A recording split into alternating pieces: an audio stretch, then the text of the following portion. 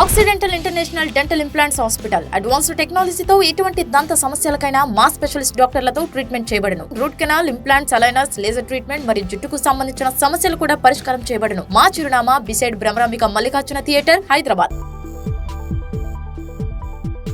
Hello everyone, this is Dr. Madhuri Kota, founder of Occidental, which is located near JN2 Metro, Hyderabad. ఈరోజు మనం చిన్నపిల్లలకి కనుక పంటి problem వస్తే అసలు నిజంగానే ట్రీట్మెంట్ చేయించుకోవటం వల్ల అడ్వాంటేజెస్ ఏంటి, ఒకవేళ పర్మనెంట్ పళ్ళు వస్తాయి అని వదిలేయటం వల్ల డిసడ్వాంటేజెస్ ఏంటో తెలుసుకుందాం.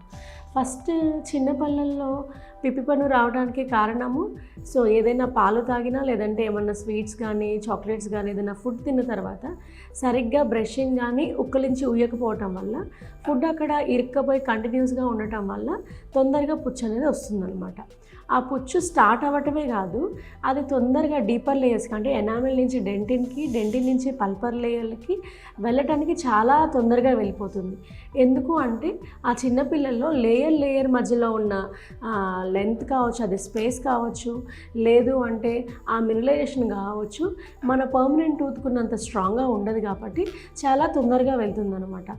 కిడ్స్లో ఎప్పుడైతే ఇన్ఫెక్షన్ ఆర్ బ్లాక్ స్పాట్ చూస్తామో తొందరగా అనేది ట్రీట్మెంట్ చేయించాలి. లేదు అసలు ట్రీట్మెంట్ అనేది ఎందుకు చేయించాలి అంటే ఫస్ట్ థింగ్ ఏదైతే పన్ను పుచ్చిద్దో ఆ పుచ్చటం వల్ల లేదు అంటే అక్కడ నొప్పి వల్ల అటువైపు తినటం అనేది పిల్లలు మానేస్తారు. మీరు గమనించండి, చాలామంది పిల్లలు గట్టి ఫుడ్ తినడానికి ఇష్టపడట్లేదు. ఎందుకు ఇష్టపడరు అంటే ఫస్ట్ థింగ్ వచ్చేసి పళ్ళు కనుక పుచ్చిపోయి ఉండటం వల్ల, పుచ్చి నొప్పి వస్తుంది వల్ల తినలేకపోతున్నారన్న విషయం కూడా పిల్లలకి తెలియదు అనమాట. కొంతమంది పిల్లలేమో ఇలా చెప్తే మళ్ళీ మా పేరెంట్స్ స్క్రీమ్స్ కానీ చాక్లెట్స్ కానీ ఎక్కువ కొనిపించరు అనే ఇదితో చెప్పకుండా ఉంటారు.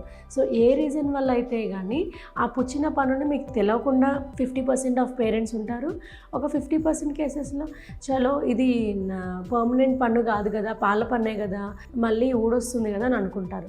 కానీ లాస్ట్ పర్మనెంట్ పన్ను, పాల పన్ను ఊడిపోయి లాస్ట్ పర్మనెంట్ పన్ను 9 to 12 years మధ్యలో వస్తుంది. అప్పటిదాకా ఫుడ్ కనుక సరిగ్గా తీసుకోకపోవటం వల్ల కూడా పిల్లలకి అనేది ఇబ్బంది ఉంటుందన్నమాట. అదే కాకుండా ఒక ఇన్ఫెక్షన్ అనేది కంటిన్యూస్గా ఒక చోట ఉండటం వల్ల దాని కింద అంటే పాల పన్ను కింద ఉన్న పర్మనెంట్ బడ్ కూడా సరిగ్గా గ్రోత్ అనేది ఉండదన్నమాట. సరిగ్గా గ్రోత్ ఉండకపోవటము, ఎరప్షన్ అయ్యే టైంకి కరెక్ట్గా ఎరప్ట్ అవ్వకపోవటము, ఏదైతే నేను ఇదివరకు చెప్పాను ఎనామిల్ డెంటిన్ పల్ప్ అని ఉంటుందో అవనేది హెగ్జాగోనల్ బాండింగ్స్తో బాండ్ అయి ఉంటాయి. ఎనామిల్ లేయర్ ఏదైతే ఇన్ఫెక్షన్ వల్ల అక్కడంతా ఇరిటేటింగ్గా ఉంటుందో ఆ బాండింగ్ అనేది సరిగ్గా లేకపోవటం వల్ల ఫ్యూచర్లో వాళ్ళు పెద్ద అయిన తర్వాత పర్మనెంట్ పళ్ళల్లో కూడా ఇన్ఫెక్షన్ అనేది చాలా తొందరగా వస్తుంది. అదే మీరు కొంతమంది పేరెంట్స్ గమనిస్తే, అరే నేను 2 times బ్రష్ చేసుకుంటున్నాను, జంక్ ఫుడ్ తక్కువే తింటాను, అయినా తొందరగా పుచ్చు ఎందుకు వస్తుంది అని అనుకుంటారు. దాని రీజన్ మీరు చైల్డ్హుడ్లో ఉన్నప్పుడు మీ పన్ను పుచ్చినా దానికి ట్రీట్మెంట్ చేయించుకోవటం వల్ల మీ పర్మనెంట్ పళ్ళు అనేది స్ట్రాంగ్గా ఉండకపోయి ఉంటాయన్నమాట. ఇప్పుడు ట్రీట్మెంట్ ఏముంటుంది అంటే ఒకవేళ ఇనిషియల్గా కానీ తెచ్చారనుకోండి, జస్ట్ ప్రొఫైలాక్సిస్తో అయిపోతుంది. లేదంటే చిన్న పుచ్చులు ఉంటే ఫిల్లింగ్ చేసేస్తాం ఆ డికే వరకు చూసి. అదే కనుక లేట్ అయిందనుకోండి, ఒకవేళ పల్పల్ లేయర్ వరకు ఇన్ఫెక్షన్ అయితే అప్పుడు పెద్దవాళ్ళకి రూట్ కెనాల్ చేసినట్టు చిన్నవాళ్ళకి పల్పెక్టమీ అంటాము, పల్పెక్టమీ అనేది చేస్తామన్నమాట. అంటే ఇన్ఫెక్ట్ అయిన పల్పల్ లేయర్ తీసేసి దాంట్లో పన్ను ఎప్పుడైతే న్యాచురల్గా అరిగిపోయి ఊడిపోతుందో పర్మనెంట్ పన్ను వచ్చినప్పుడు దానికి తగ్గట్టుగా మెటీరియల్ యూజ్ చేసేసి రూట్ కెనాల్ ట్రీట్మెంట్ అంటే పల్పెక్టమీ, చిన్నపిల్లల్లో రూట్ కెనాల్ ట్రీట్మెంట్ని పల్పెక్టమీ అంటాము. ఆ పల్పెక్టమీ ట్రీట్మెంట్ చేసేసి దాని మీద ఫుడ్ తినడానికి సదుపాయంగా ఉండటానికి బడ్జెట్ ఫ్రెండ్లీగా మెటల్ క్రౌన్స్ అనేది ఇస్తామన్నమాట.